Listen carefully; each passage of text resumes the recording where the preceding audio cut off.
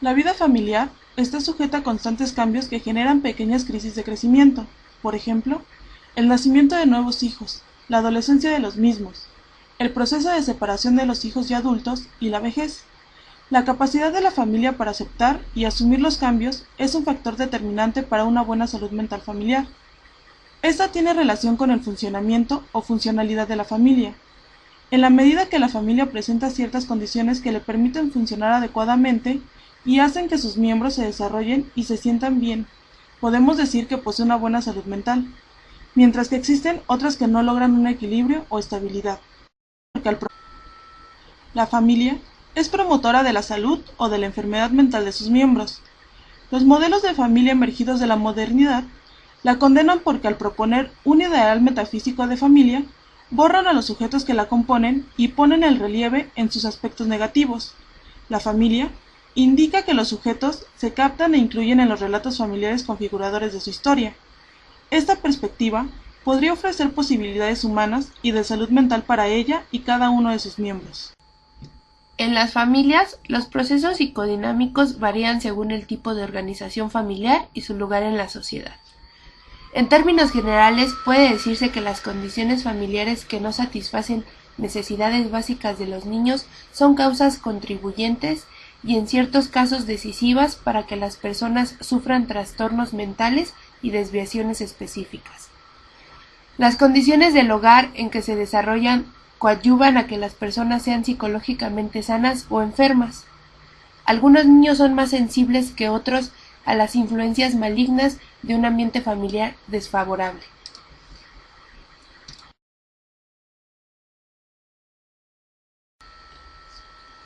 Es una crisis familiar respecto a una enfermedad grave o incapacidad. En primera, hay cambios en la conducta de la familia hacia el enfermo y hacen ajustes para contender con la situación. La crisis es más notable cuando se trata de una enfermedad mental. En la familia pueden despertar sentimientos de culpa, lo que lleva a aliviar el sentimiento haciendo algo, ya sea efectivo o no. La situación es más grave si el enfermo es miembro productivo, ya que puede traer problemas económicos. La familia se adapta a la situación, pero una vez pasado el problema, la adaptación de la familia a su retorno no puede ser fácil, puesto que si el enfermo era el padre o la madre, hay pérdida de autoridad, lo que lleva a encontrarse en una situación difícil para recuperar su lugar y sus funciones. La enfermedad de un miembro tiene efectos en los demás miembros, puede traer alteraciones en el equilibrio de fuerza y crear conflictos o exteriorizar otros existentes. La enfermedad no solo cambia al enfermo, sino al grupo familiar. La comunicación es uno de los aspectos que marcan y demuestran el grado de salud mental de una familia. Las relaciones entre los miembros de una familia, los roles asignados y asumidos van a pautar también niveles de salud mental tanto de cada uno de sus miembros como de la familia como grupo o sistema. Lo intergeneracional es un aspecto muy importante en lo que es la salud mental de una familia. Esto se relaciona con las ideas, las memorias, pensamientos, anécdotas y valores que se transmiten de generación en generación y marcan en una familia.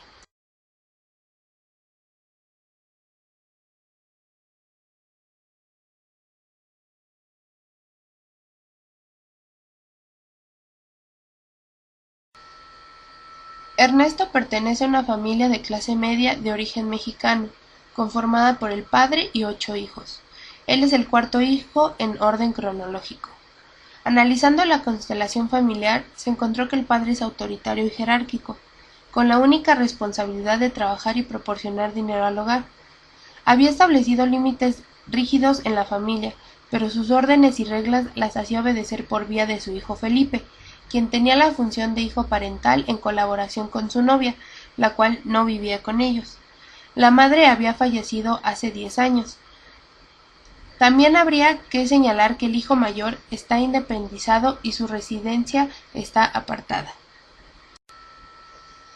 Las reglas establecidas por el padre implicaban que las hijas que trabajaban debían regresar inmediatamente al hogar a cumplir con las labores domésticas, al igual que los menores, en cuanto terminaran sus clases.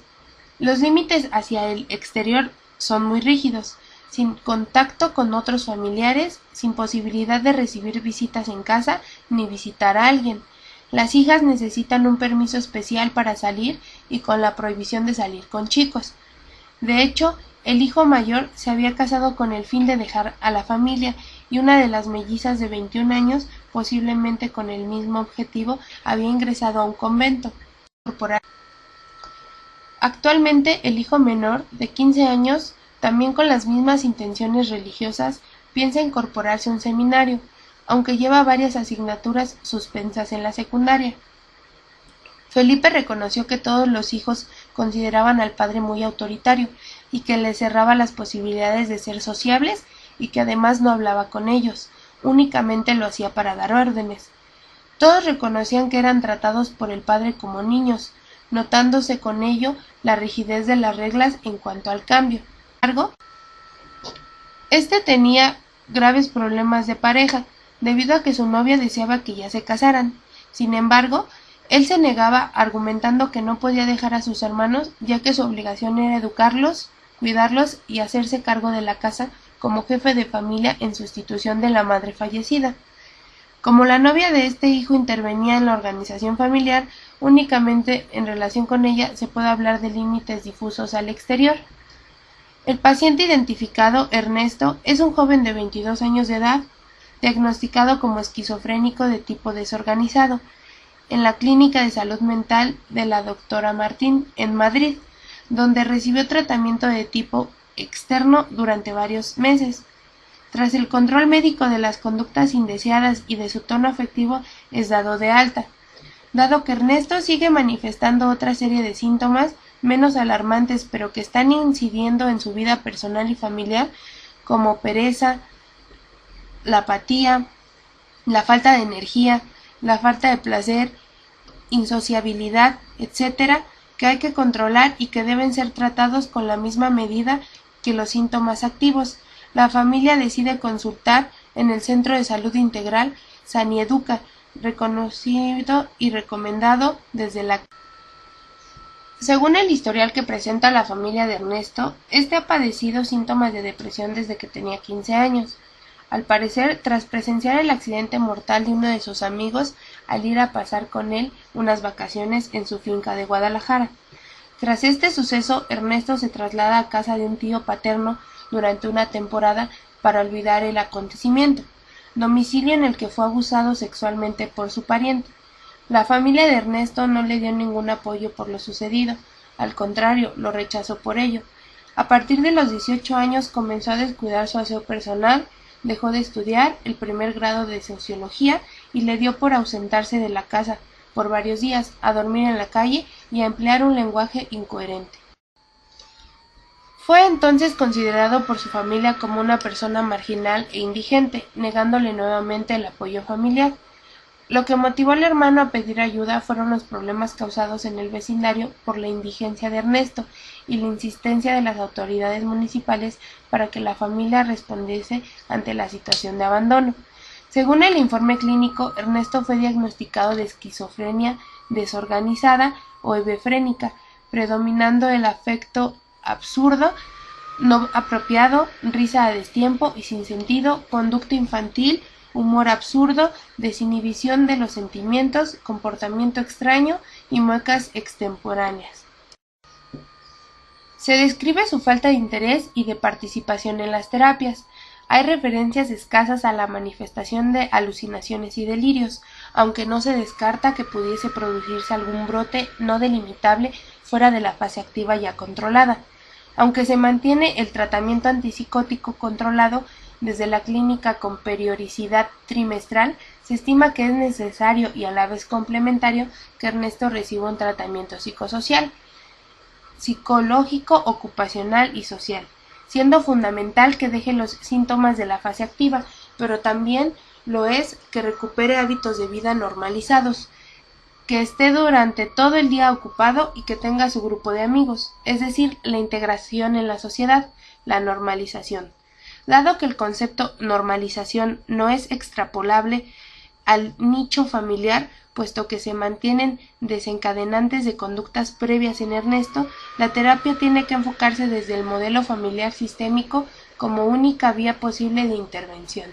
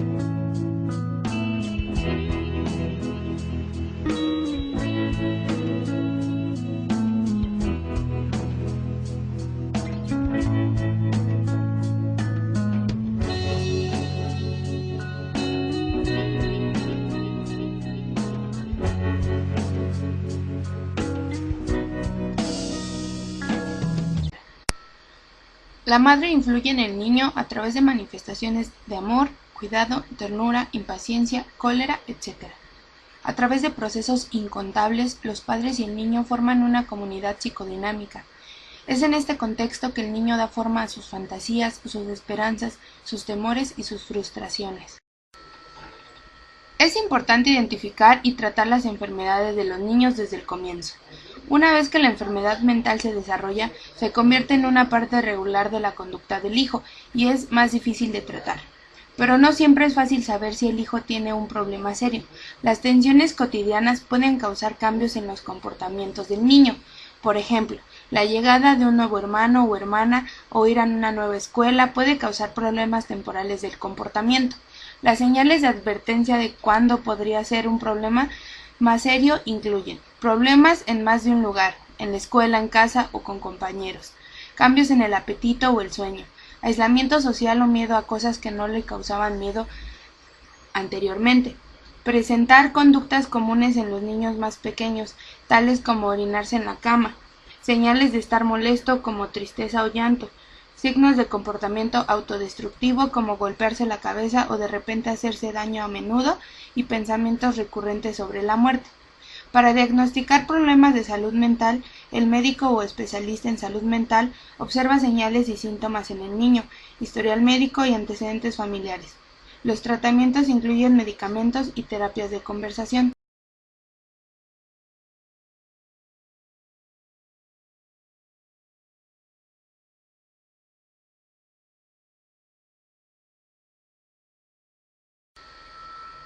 Simón, de 39 meses de edad, natural y residente del área urbana, fue llevado por su madre al servicio de consulta externa de psiquiatría infantil por presentar un cuadro clínico descrito de la siguiente manera.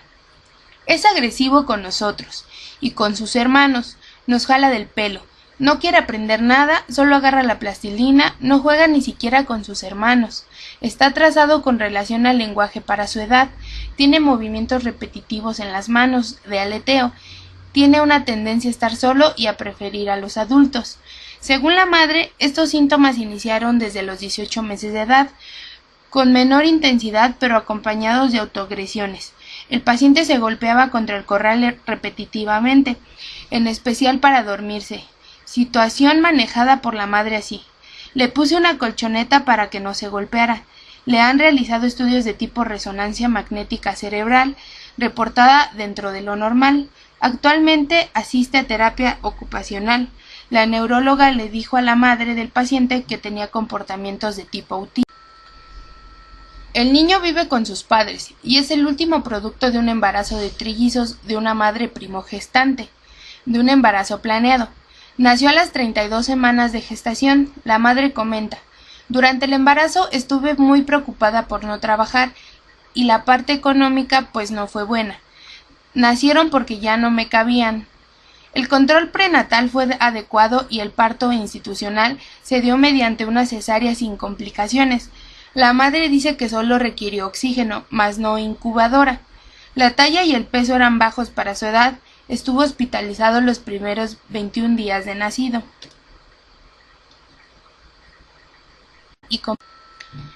Simón no recibió lactancia materna, pues era muy poca para los tres, pero fue el primero que aprendió a chupar y comía más que los otros dos. En cuestiones de alimentación, él escogió ventaja a sus hermanos, come más que ellos. La lactación fue a los 8 meses. Toda la alimentación ha sido con tetero, pero come de todo, mastica mejor que los otros dos. Durante la gestación, la madre dice que él era el que más se movía, yo lo sentía. Y se señala la región del abdomen donde se encontraba su hijo, en cuanto al desarrollo psicomotor. La madre describe el primer año de la vida de Simón. Él estuvo muy solo. Es que él nació bien. Sus hermanos nacieron enfermos y yo me dediqué a ellos. A él le ponía música y tetero. Es que era muy difícil estimular a los tres. Cuando se comenzó a golpear su cabeza contra el corral, le pregunté a un médico por qué el bebé hacía eso, y el médico me dijo que era recordando la música que yo le ponía. Desde que llegó a casa, luego de la hospitalización, fue descrito como muy pasivo. Hasta el año de edad no lloraba o lo hacía solo cuando tenía hambre. A los 2 meses, los médicos se dieron cuenta que tenía un una retinopatía, y yo no me había dado cuenta. Le hicieron cirugía y quedó bien, dice la mamá. Asiste al jardín desde junio del 2008. Fue difícil su ingreso al colegio, no quería estar con los otros niños, solo quería estar pegado a la profesora o estar solo. Ha sido agresivo, en especial con sus hermanos. Actualmente está menos agresivo con ellos y con nosotros. El padre de Simón es descrito como un hombre calmado, pasivo y muy ocupado. Su relación con él es tolerante, pero es quien más lo paladea. La madre se describe como una mujer temperamental. Cuando nacieron fue peor, solo tenía apoyo cuando iba a llevarlos al médico. Los dos hermanos de Simón son a veces compinches con él. La niña es más agresiva. Con Simón se hace un diagnóstico de una depresión anaclítica en el primer año de vida de este paciente y en el momento que cursa con una disarmonía evolutiva y un trastorno de alimentación de tipo sobrepeso. Se hizo una intervención terapéutica con la madre y el paciente. El niño presentó una mejoría parcial en aspectos como su contacto con otros, su relación consigo mismo y el lenguaje. Actualmente continúa en proceso terapéutico.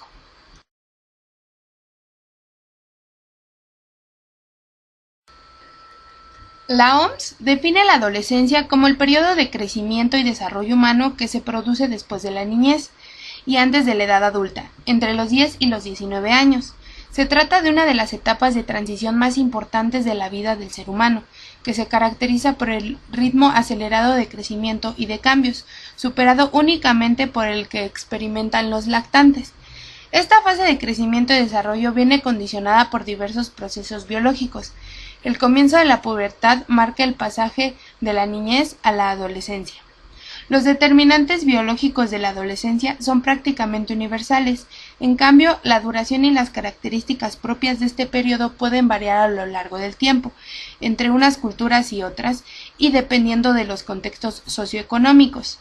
Así, se han registrado durante el pasado siglo muchos cambios en relación con esta etapa vital, en particular el inicio más temprano de la pubertad, la postergación de la edad del matrimonio, la urbanización, la mundialización de la comunicación y la evolución de las actitudes y prácticas sexuales. La adolescencia es un periodo de preparación para la edad adulta durante el cual se producen varias experiencias de desarrollo de suma importancia. Más allá de la maduración física y sexual, esas experiencias incluyen la transición hasta la independencia social y económica, el desarrollo de la identidad, la adquisición de las aptitudes necesarias para establecer relaciones de adulto y asumir funciones adultas y la capacidad de asociamiento abstracto, aunque la adolescencia es sinónimo de crecimiento excepcional y gran potencial. Constituye también una etapa de riesgos considerables durante la cual el contexto social puede tener una influencia determinante. La adolescencia es un periodo crítico del ciclo de la vida y como todos los periodos críticos está lleno de cambios, de inseguridades, desequilibrios entre aspiraciones y oportunidades y presiones. La vida en familia proporciona la influencia más temprana para la educación de los hijos. Es determinante en las respuestas conductuales entre ellos y la sociedad, organizando sus formas de relacionarse de manera recíproca, reiterativa y dinámica, que son las interacciones más importantes en familia. Por eso se puede señalar que la salud mental del adolescente tiene íntima relación con su vida en familia. La familia se percibe como entidad positiva que beneficia a sus miembros. De lo contrario, si el ambiente es negativo, existe menor control sobre ellos mismos. Los adolescentes dependen de su familia, su comunidad, su escuela, sus servicios de salud y su lugar de trabajo para adquirir toda una serie de competencias importantes que pueden ayudarles a hacer frente a las presiones que experimentan y hacer una transición satisfactoria de la infancia a la edad adulta. Los padres, los miembros de la comunidad, los proveedores de servicios y las instituciones sociales tienen la responsabilidad de promover el desarrollo y la adaptación de los adolescentes y de intervenir eficazmente cuando surjan problemas. Para los adolescentes, la mayor contradicción se plantea entre la necesidad psicológica de independencia y las dificultades para llevar a cabo conductas independientes en un medio social que les obliga a prolongar situaciones dependientes con respecto a los adultos. El adolescente trata de separarse de las figuras parentales para buscar una identidad propia, distinta, que lo distinga de ellas. Busca la diferencia para llegar a la afirmación de lo propio, agudizándose muchas veces como una rebeldía que le genera dificultades en la vida cotidiana y sentimientos de culpa inconsciente por intentar destruir la imagen de unos padres a los que ama o se supone que debe amar. Así que ser adolescente es difícil. Te sentirás estresado por tratar de ser agradable, desempeñarte bien en la escuela, llevarte bien con tu familia y tomar decisiones importantes. La adolescencia tampoco es una época fácil para los padres de familia. A medida que los niños atraviesan las tantas transiciones turbulentas en la adolescencia, físicas, emocionales, hormonales y sexuales, la presión y los problemas que enfrentan pueden ser abrumadores para muchos adolescentes.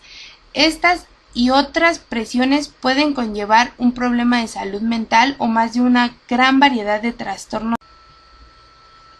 Muchos adolescentes se ven sometidos a presiones para consumir alcohol, tabaco u otras drogas. Ellos también experimentan diversos problemas de adaptación y salud mental. Los patrones de conducta que se establecen durante un proceso, como el consumo o no consumo de drogas o la asunción de riesgos o de medidas de... El consumo de algún tipo de droga por parte de los adolescentes se da, en la gran mayoría de los casos, mediante las denominadas drogas sociales.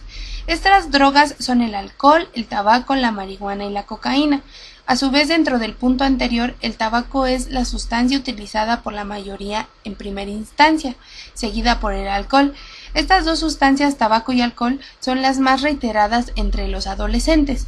Son diferentes los factores que pueden llevar a un adolescente, así como a cualquier individuo en otra franja etaria, al consumo de drogas, sean cuales sean las sustancias, desde aspectos psicológicos, sociales, personales, familiares e inclusive la propia curiosidad. Es imposible destacar a un factor sobre los otros. Los adolescentes pueden estar comprometidos en varias formas con el alcohol y las drogas, legales o ilegales. Es común el experimentar con el alcohol y las drogas durante la adolescencia. Desgraciadamente, con frecuencia los adolescentes no ven la relación entre sus acciones en el presente y las consecuencias del mañana. Ellos tienen la tendencia a sentirse indestructibles e inmunes hacia los problemas que otros experimentan. El uso del alcohol o del tabaco a una temprana edad aumenta el riesgo del uso de otras drogas más tarde. Algunos adolescentes experimentan un poco y dejan de usarlas o continúan usándolas ocasionalmente sin tener problemas significativos. Otros desarrollan una dependencia, usarán luego drogas más peligrosas y se causarán daños significativos a ellos mismos y probablemente a otros. La adolescencia es el tiempo de probar cosas nuevas. Los adolescentes usan el alcohol y otras drogas por varias razones, incluyendo la curiosidad, para sentirse bien, para reducir el estrés, para sentirse personas adultas o para pertenecer a un grupo. Es difícil el poder determinar cuáles de los adolescentes van a experimentar y parar ahí, y cuáles van a desarrollar problemas serios. Los adolescentes que corren el riesgo de desarrollar problemas serios con el alcohol y las drogas incluyen aquellos con un historial familiar de abuso de sustancias, que estén deprimidos, que sienten poco amor propio o autoestima y que sienten que no pertenecen y que están fuera de la corriente. El uso de las drogas y el alcohol en los adolescentes está asociado con una variedad de consecuencias negativas, que incluyen el aumento en el riesgo del uso serio de drogas más tarde en la vida, el fracaso escolar, el mal juicio que puede exponer a los adolescentes al riesgo de accidentes, violencia, relaciones sexuales no planificadas y arriesgadas y el suicidio. Las señales principales del uso de alcohol y del abuso de drogas para los adolescentes pueden incluir físicas, fatiga, problemas al dormir, quejas continuas acerca de su salud, ojos enrojecidos y sin brillo y una tos persistente. Emocionales, cambios en la personalidad, cambios rápidos de humor, irritabilidad, comportamiento irresponsable, poco amor propio o autoestima, carencia de juicio, depresión, retraimiento y una falta general de interés. De familia, el comenzar argumentos, desobedecer las reglas, el retraer o dejar de comunicarse con la familia. En la escuela, interés decreciente, actitud negativa, calificaciones bajas, ausencias frecuentes, faltas al deber y problemas de disciplina. Problemas sociales. Amigos o pares envueltos con drogas y alcohol, problemas con la ley y el cambio dramático en el vestir y apariencia. Algunas de estas señales de aviso pueden también ser señales indicativas de otros problemas emocionales. Cuando los padres se preocupan, deben de tomar el primer paso y consultar con el médico de la familia del adolescente. Si se sospecha el uso y abuso de drogas o alcohol, entonces al adolescente se le debe de hacer una evaluación comprensiva llevada a cabo por un psiquiatra de niños y adolescentes o por otro profesional de la salud mental capacitado.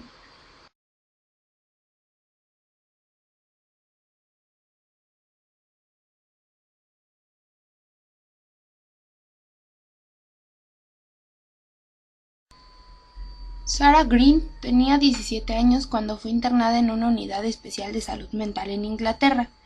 Mientras estaba ahí, se suicidó. La joven tenía un largo historial de problemas de salud mental, que comenzaron cuando tenía 11 años, pero le encantaba escribir y en sus diarios relató cómo fue la lucha que estaba viviendo. «Lloré muchísimo hoy, y sé que mañana será peor», escribió. Durante la elaboración de una serie sobre salud mental, la BBC tuvo acceso a sus fueron difundidos como un reflejo de la angustia que pueden sentir algunos pacientes jóvenes cuando son atendidos en centros para adultos. Antes de ser internada había sido víctima de acoso en el colegio, e igual que muchos adolescentes fue autolesionada para mitigar su sufrimiento. No me aceptan en la escuela. Hay un límite en el número de insultos que una persona puede soportar. Me odian por lo que soy, pero lo cierto es que me odio a mí misma. No entiendo cómo he dejado que me afecte tanto lo que me hacen. También había desarrollado trastorno obsesivo-compulsivo. A pesar de ello, logró resultados excelentes en sus exámenes y esperaba ir a la universidad. En 2011, 3 años antes de morir, tomó una sobredosis de antidepresivos. Su familia la descubrió a tiempo y fue referida a una unidad de terapia para jóvenes, como paciente voluntaria. Eventualmente fue dada de alta, pero sus problemas no habían cesado. Quiero decirles la verdad sobre cómo han empeorado las cosas. No estoy bien. Por dentro estoy destrozada. Tal como cuenta una organización independiente de ayuda legal que está asesorando a la familia Green, Sarah siguió autolesionándose y en 2013 tomó otra sobredosis. Entonces fue internada en una unidad para adultos en una clínica privada a 160 kilómetros de distancia de su casa. Se esperaba que estuviera allí por un corto periodo de tiempo, pero permaneció 9 meses. En su diario, Sarah describe lo mucho que extrañaba a su familia y el dolor de estar tan lejos de su casa. «Quiero irme a casa. Solo espero el momento en que mamá y Stacy puedan visitarme, porque no poder verlas me ha hecho sentir mucho peor». A pesar de los esfuerzos del sistema de salud mental, no fue posible encontrar un lugar para Sarah en una clínica más cerca de su casa, y sus obsesiones empezaron a empeorar aún más. Lo que ha pasado es que ahora pienso mucho más en el suicidio que cuando llegué a este lugar, y en este momento estos pensamientos son cada vez peores. En un mes, Sarah trató de estrangularse en 8 ocasiones. En marzo del 2014, Sarah fue encontrada en el suelo de una habitación con un alambre utilizado para encuadernar libretas en el cuello. Pese a los intentos del personal y de los servicios de emergencia, no fue posible. El caso de Sarah no es único. Los servicios de salud mental, tanto en Reino Unido como en otros países, parecen estar fallándole a niños y adolescentes. El caso de Sarah ha puesto de manifiesto la necesidad de crear sistemas de tratamientos dirigidos específicamente a los jóvenes, cuya vulnerabilidad es muy distinta a la de los pacientes adultos. Y Sarah lo dejó registrado en su diario. «No quiero ser yo, quiero ser libre. Necesito un remedio para curar este dolor. Sé que sonrío, pero hace tiempo que no soy feliz».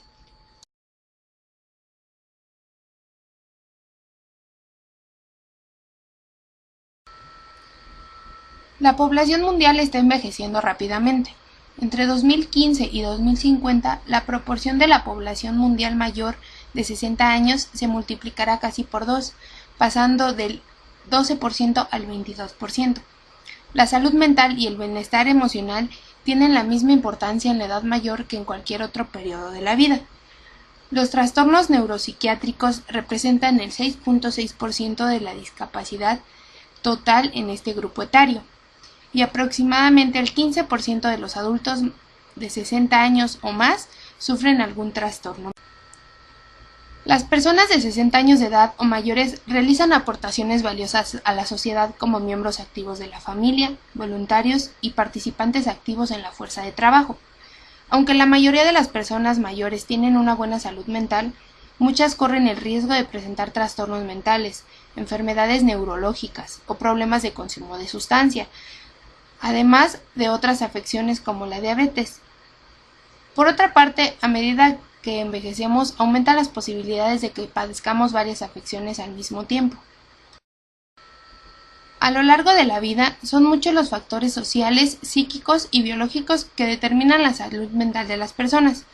Además de las causas generales de tensión con que se enfrenta todo el mundo, muchos ancianos se ven privados de la capacidad de vivir independientemente por dificultades de movilidad, dolor crónico, fragilidad u otros problemas mentales o físicos, de modo que necesitan asistencia a largo plazo.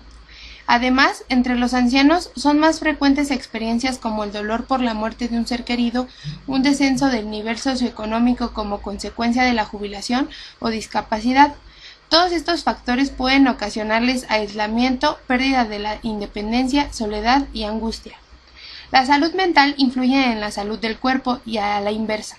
Por ejemplo, los adultos mayores con enfermedades como las cardiopatías presentan tasas más elevadas de depresión que quienes no padecen problemas médicos. Por el contrario, la coexistencia de depresión no tratada o cardiopatía en una persona mayor puede empeorar esta última.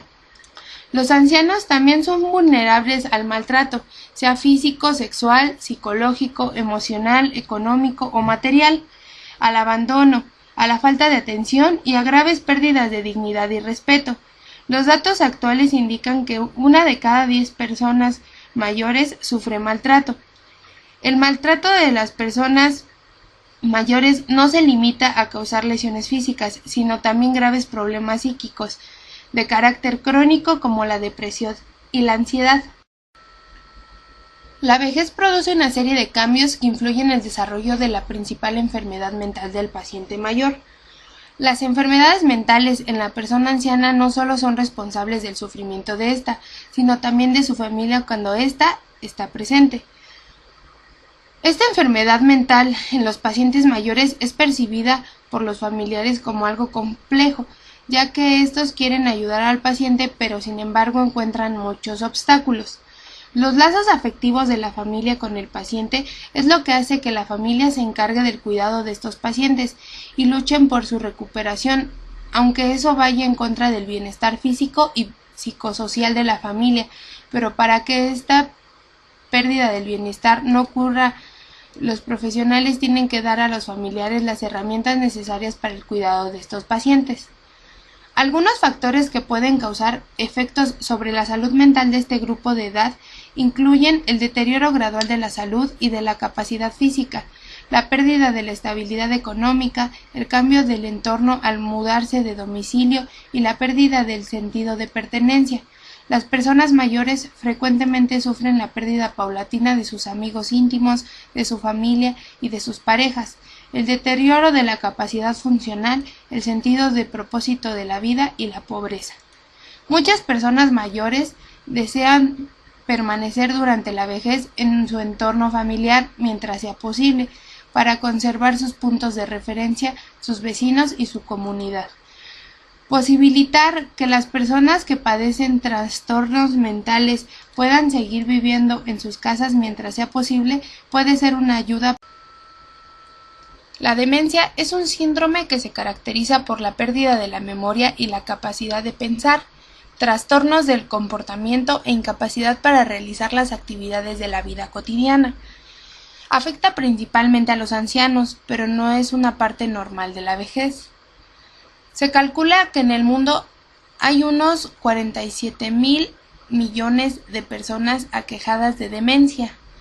Se prevé que el número de estas personas aumentará a 75.6 millones en 2030 y a 135.5 millones en 2050. Además, la mayoría de esos pacientes vivirán en países de ingresos bajos y medianos. La demencia lleva aparejados problemas sociales y económicos de envergadura, por lo que toca a los costos de la asistencia médica social e informal que impone. Por otra parte, las presiones físicas, emocionales y económicas pueden agobiar a las familias. Tanto las personas aquejadas de demencia como a quienes las asisten necesitan apoyo sanitario, social, económico y legal. Así como la depresión puede causar grandes sufrimientos y trastorna la vida cotidiana. La depresión unipolar afecta a un 7% de la población de ancianos en general y representa un 5.7% de los años vividos con una discapacidad entre las personas de 60 años de edad y mayores. En los establecimientos de atención primaria de salud, la depresión no se diagnostica ni se trata como debería. Es frecuente que los síntomas de este trastorno en los adultos mayores se pasen por alto y no se traten porque coinciden con otros problemas que experimentan los adultos mayores. Los ancianos con depresión tienen un desempeño más deficiente en comparación con los que padecen enfermedades crónicas, como las enfermedades pulmonares, la hipertensión arterial o diabetes sacarina. Este trastorno también aumenta la percepción de tener mala salud, la utilización de los servicios médicos y los costos de la asistencia sanitaria. Es importante que los prestadores de asistencia sanitaria y la sociedad en su conjunto presten atención a las necesidades especiales de los grupos de población de edad mayor, mediante las medidas siguientes: capacitación de los profesionales sanitarios en la atención de los ancianos, prevención y atención de las enfermedades crónicas que acompañan a la vejez, como los problemas mentales, neuronales y, por otro lado, abuso de sustancias psicotrópicas. Elaboración de políticas sostenibles sobre la asistencia a largo plazo y los cuidados paliativos. Creación de servicios y entorno que favorezcan a las personas de edad. La salud mental de los ancianos se puede mejorar mediante la promoción de hábitos activos y saludables. Ello supone crear condiciones de vida y entornos que acrecienten el bienestar y propicien que las personas adopten modos de vida sanos e integrados. La promoción de la salud mental depende en gran medida de estrategias contundentes a que los ancianos cuenten con los recursos necesarios para satisfacer sus necesidades básicas, tales como protección y libertad, viviendas adecuadas mediante políticas apropiadas, apoyo social a las personas de edad más avanzada y a quienes cuiden de ellas, programas sanitarios y sociales dirigidos específicamente a grupos vulnerables como las personas que viven solas y las que habitan en el medio rural o las aquejan de enfermedades mentales o somáticas, programas para prevenir y abordar el maltrato de los ancianos y programas de desarrollo comunitario. El reconocimiento y tratamiento oportuno de los trastornos mentales neurológicos y por abuso de sustancias psicotrópicas en los ancianos revisten una importancia decisiva. Se recomienda aplicar intervenciones psicosociales y farmacológicas. No se cuenta hoy por hoy con medicamentos para curar la demencia, pero es mucho lo que se puede hacer para apoyar y mejorar la vida de las personas que la padecen, así como a sus cuidadores y familias, como por ejemplo, el diagnóstico temprano para promover el tratamiento oportuno y óptimo, la optimización de la salud física y psíquica y el bienestar, la identificación y el tratamiento de las enfermedades físicas conexas, la detección y el tratamiento de síntomas comportamentales y psíquicos difíciles y el suministro de información y apoyo prolongado a los cuidadores. Una buena asistencia sanitaria y social en general es importante para mejorar la salud, prevenir enfermedades y tratar los padecimientos crónicos de las personas mayores. Por lo tanto, es importante capacitar a todo el personal sanitario que debe enfrentarse con los problemas y trastornos relacionados con la vejez. Por ello, es imprescindible proporcionar a los ancianos una atención de salud mental eficaz a un nivel comunitario. La misma importancia tiene poner de relieve la asistencia prolongada de los adultos mayores aquejados de trastornos mentales, así como dar formación, capacitación y apoyo a quienes lo atienden. Es imprescindible contar con un marco legislativo apropiado, basado en las normas internacionales sobre los derechos humanos, para ofrecer los servicios de la mejor calidad a las personas con enfermedades mentales y a quienes cuiden de ellas. Los programas de la OMS en pro del envejecimiento activo y sano han creado un marco mundial para la actuación en los países.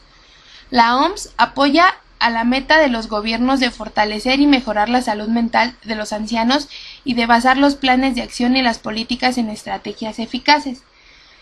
La Organización Mundial de la Salud reconoce que la demencia es un problema de salud pública y ha publicado el informe Demencia, una prioridad en la salud pública, en el que aboga por emprender acciones a nivel nacional e internacional. La demencia, la depresión y otros trastornos mentales de gran importancia están incluidos en el Programa de Acción Mundial en Salud Mental, por el cual se pretende mejorar la asistencia de los trastornos mentales, neuronales y por abuso de sustancias psicotrópicas, mediante la aportación de orientaciones e instrumentos para el desarrollo de los servicios de salud de las zonas pobres. La OMS organizó en marzo del 2015 la primera conferencia magistral sobre la acción mundial contra la demencia, con la que se fomentó la concienciación sobre los retos económicos y la salud pública que plantea la demencia, y se trató de entender mejor las funciones y responsabilidades de los Estados miembros y de otras partes interesadas, y que llevó a un llamamiento a la acción respaldado por los participantes en la conferencia.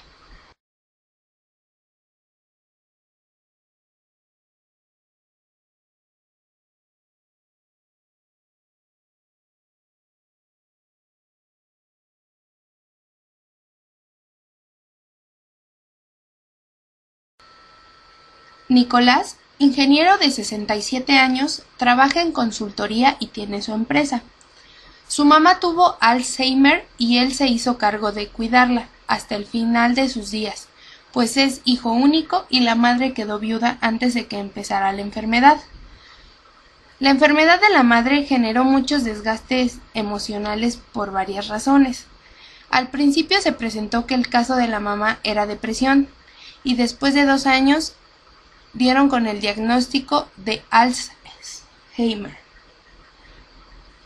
Cuando el caso ya estaba florido, se presentaron dificultades con la medicación y el manejo de las conductas perturbadoras de la madre. Además, no sabían cómo cuidarla, y las complicaciones médicas por caídas, infecciones y desnutrición empeoraron el panorama, haciéndolo muy sombrío y desagradable. Nicolás asiste solo a consulta señalando: vengo para tener otra opinión. Tengo algunos olvidos, pero considero que es normal por mi tensión y también por la edad. Fui a consultar a un médico hace poco y me dijo que tenía Alzheimer. Si usted me confirma el diagnóstico, me mato, me suicido. No quiero pasar lo que eso significa. Cuando la persona, además de tener el conocimiento sobre la enfermedad, ha vivido la experiencia cercana de un ser querido y la experiencia ha sido desagradable, mal llevada, llena de problemas y desconocimiento, como en el caso de Nicolás, es usual el gran miedo a tener lo mismo. Miedo no solo por el deterioro que produce la enfermedad, sino por las condiciones adversas que tiene que pasar la persona con Alzheimer a lo largo de la vida. A propósito del caso de Nicolás, es urgente el diagnóstico temprano de los estadios pre-Alzheimer, como el deterioro cognitivo leve, estadio donde todavía se pueden hacer muchas cosas en términos de tratamiento. También rescatamos la importancia de educarnos en el tema si tenemos una persona con el mal, a fin de acompañar correspondientemente a la persona enferma hasta el final. Finalmente queda la forma de abordar a Nicolás. No se pueden reglas únicas y se recomienda personalizar cada caso, conocer la personalidad previa de la persona, conocer bastante bien el caso, el soporte familiar y social que tiene para poder enfrentar correctamente el diagnóstico. Carmen García, profesora universitaria de 54 años, fue llevada a la consulta por su hija porque sus olvidos aumentaban cada vez más. Ya no hacía bien sus clases y su conducta había empeorado y cambiado. Cuando empezó a tener dificultades para enseñar, Carmen pensó que era porque el contenido del curso había sido modificado en algunos aspectos. Después empezó a preocuparse porque cuando dictaba clases a veces no encontraba las palabras para explicar o decir lo que quería y no se acordaba algunas cosas que tenía que enseñar. A la familia le llamó la atención comentarios de colegas sobre clases mal dictadas. Antes ella había sido calificada muy bien. También observaban que en 2 oportunidades se había desorientado en lugares conocidos y se preocuparon más porque, a diferencia de antes, contaba una y otra vez lo mismo o preguntaba varias veces lo mismo. En casa habían problemas porque no recordaba dónde ponía su dinero y culpaba a los demás que le estaban cogiendo sus pertenencias. Entonces se ponía irritable y desconfiada. Además, perdía con frecuencia sus objetos, llaveros, celular, etc., y pasaba mucho tiempo buscándolos. Después de varias evaluaciones, se confirmó que Carmen tenía Alzheimer de inicio temprano. Carmen escribió algunas notas para describir su experiencia. No puedo decir lo que quiero, no me salen las palabras. ¿Será que estoy estresada? Me olvido muy rápido de las cosas, no sé qué me pasa, esto me genera ansiedad. En una reunión tengo miedo de expresarme mal por no encontrar las palabras o por olvidarme lo que están diciendo. Por eso prefiero quedarme callada y me deprimo. Ya quiero ir a reuniones porque se pueden dar cuenta de lo que me pasa. Ya no voy a dictar clases. Tomaré licencia porque cada día se me hace más difícil hacerlo bien. Me confundo mucho. En mi casa tengo miedo que me den cuenta porque pueden burlarse. Quisiera que la conversación sea más lenta para entender bien. Cuando hay mucho ruido es peor. Tengo miedo y tristeza. Algo malo me está pasando. Me siento insegura. Cuando me dicen, pero ya te lo dije, ¿por qué preguntas otra vez lo mismo? Me siento avergonzada y a veces me encierro en el baño a llorar. Me choca no ser la de antes y que no me entiendan. Me da cólera y me da pena. Estoy muy triste. Al leer las palabras sinceras de Carmen, nos damos cuenta que ella está asistiendo a su propio derrumbe, a la pérdida de su memoria, de su lenguaje. Aun cuando sus facultades intelectuales están perdiéndose, se dan cuenta correctamente que ya no es la de antes y que las personas se tratan diferente. En consecuencia, se siente triste y enojada. Hay emociones y sentimientos comunes en las personas portadoras de Alzheimer: tristeza, confusión, preocupación, ansiedad, miedo, frustración, cólera, vergüenza, aislamiento, soledad y pérdida. Es importante que la familia se capacite, eduque en el tema para entender lo que le pasa a la persona con Alzheimer y darle el tratamiento adecuado.